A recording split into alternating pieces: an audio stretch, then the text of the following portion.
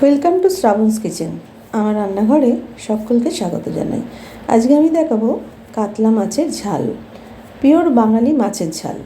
এখানে কিছু কাতলা মাছের পিস, সেগুলোকে কেটে ভালো করে ধুয়ে বেছে নুন হলুদ মাখিয়ে রেখেছিলাম এবং ছাঁকা তেলে মাছের পিসগুলোকে দেখুন ভেজে তুলেছি। শুধু শুধু ভিডিওটাকে দীর্ঘায়িত করলাম না। মাছ যারা রাঁধতে জানেন তাদেরকে এটা আর দেখাবার প্রয়োজন নেই বলে দেখালাম না। এবার দেখুন কিছুটা সর্ষে বাটা করা আছে। এই সর্ষে বাটাটা আমার বাড়িতে তৈরি সর্ষে বাটা, শিলে বাটা, এবং তার মধ্যে আমি সামান্য একটু আদা বাটা দিলাম। সর্ষে বাটার মধ্যে কাঁচা লঙ্কা, নুন, হলুদ দিয়ে সর্ষেটা বাটা আছে। এই সর্ষে বাটাটার মধ্যে একটু আদা বাটা অল্প মিশিয়ে দিলাম এবং দেখুন পরিমাণটা আপনারা দেখতে পাচ্ছেন। এবং তার মধ্যে আমি কিছুটা জল ঢেলে দিয়ে সর্ষে বাটাটাকে পাতলা করে গুলে নিচ্ছি, যাতে সর্ষের দানাগুলো নিচে পড়ে যায়। আর ওপর থেকে পাতলা জলটা দিয়ে আমি মাছের ঝালটা বানাবো, একদম পিওর বাঙালি মাছের ঝাল। মাছের ঝাল অনেকেই রান্না করেন, কিন্তু এখানে আমার দেখাবার কারণ হচ্ছে খুব সুন্দরভাবে মাছের ঝালের টেস্টটা হবে এমনভাবে আমি দেখাচ্ছি। এখানে এক্সট্রা তেলটা ঢেলে রাখলাম। অল্প তেলেতে কালো জিরে আর কাঁচা লঙ্কা চিড়ে ফোড়ন দিলাম। কালো জিরেটা ফোড়ন দেওয়ার সময় একটু হাতে ঘষে নেবেন, তাহলে গন্ধটা খুব ভালো আসে। এবার দেখুন গুলে রাখা সর্ষেটা আস্তে আস্তে ওপর থেকে ঢেলে দিলাম, তলানিটা পড়ে রইল।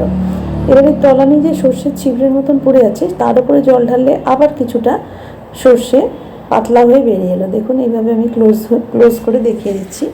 বাকি ছিবড়েটা কিন্তু তলায় পড়ে রইল, ছাঁকনিতে ছাঁকার কোনো প্রয়োজন নেই। এবার আমি একটু নুন দিয়ে দিলাম আর হলুদ দিয়ে দিলাম পরিমাণ মতন এবং ভালো করে গুলিয়ে দিলাম। যখন ভালো করে ঝোলটা ফুটে উঠবে, তার মধ্যে একে একে মাছগুলো আমি ছেড়ে দেবো। এখানে আমি বড় মাছ থেকে দেখুন মোটা পিস একটা কাতলার মাছের, বড় মাছের পিস একটা লেজা, একটা পেটি এবং একটা গাদা বা দাগা, আর একটা নিয়েছি মুড়োর অংশ, যেটাকে অনেকে কলসা আমরা বলি, অনেকে খেয়েও বলে। এই 4টে পিস দিয়ে 4 রকম পিস দিয়ে আপনাদের করে দেখাচ্ছি মাছের ঝালটা। এবার আরেকটু জল দিয়ে দিলাম। এখানে আমি গরম জল ইউজ করছি, কাঁচা জলটা আর দিচ্ছি না। ফুটে ওঠা তরকারির মধ্যে কাঁচা জল না দেওয়াই ভালো। মাছের ঝালটা দেখাবার যেটা আসল জিনিস সেটা আপনাদের বলি। দেখুন এখানে আমি একটু সর্ষের তেল দিয়ে দিলাম। তেলটা কাঁচা তেলটাই দেবো, পোড়া তেলটাতে বেশি মাছের ঝাল করবো না, এটা একটা টিপস। এবার আমি ঢাকা দিয়ে মিডিয়াম আঁচে ফোটাবো। মাছের ঝাল খুলে চড়া আঁচে ফোটাবেন না, ঘরোয়া রান্নায় দেখাচ্ছি। ঢাকা দিয়ে মিডিয়াম আঁচে ফোটাবেন, তাতে মাছের ঝালের টেস্ট অনেক বেশি ভালো হয়। এবার আস্তে আস্তে করে আমি উল্টে দেওয়ার চেষ্টা করছি।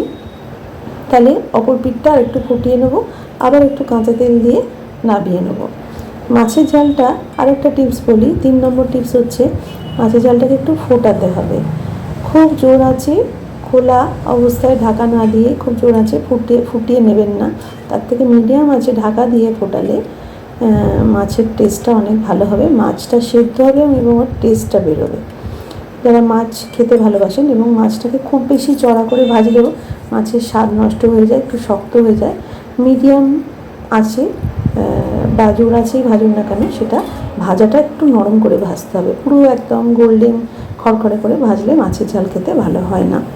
ঘরোয়া মাছের ঝালের কথা আমি এখানে বলছি, এই জন্য আজকে এই মাছের ঝাল রান্নাটা দেখালাম, যেটা খুবই সহজ রান্না, কিন্তু তার মধ্যে অনেক কিছু শেখার আছে, যেটা আমি বড়দের থেকে শিখেছি। আবার কিছুক্ষণ ঢাকা দিয়ে দেখুন ফুটিয়ে নিলাম। এবারে দেখুন মাছের ঝালের কালারটা আপনারা দেখতে পারবেন, একটু মিল্কি টাইপের হয়ে গেল। তখন বুঝবেন মাছটা ভালোভাবে সেদ্ধ হয়ে গেছে, ফুটে গেছে। এবার আমি একটা কাশিতে মাছের ঝালটা ঢেলে নিলাম। এই মাছের ঝালের স্বাদ কিন্তু অসাধারণ হয়। যেভাবে আমি মাছের ঝালটা করে দেখালাম এইভাবে করবেন, এই কটা টিপস ফলো করে মাছের ঝালের স্বাদ কিন্তু অসাধারণ হবে। খুব সাধারণ, খুব পরিচিত রান্নাটা আমি টিপস সহ ভালোভাবে বুঝিয়ে দেখাবার চেষ্টা করলাম। আশা করি আপনাদের ভালো লাগবে। ভালো লাগলে চ্যানেলটা লাইক, শেয়ার, সাবস্ক্রাইব করে দেবেন এবং সঙ্গে থাকবেন, এবং পাশে থাকা বেল আইকনটি প্রেস করে দেবেন। আবার আসবো নতুন রান্না নিয়ে। নমস্কার।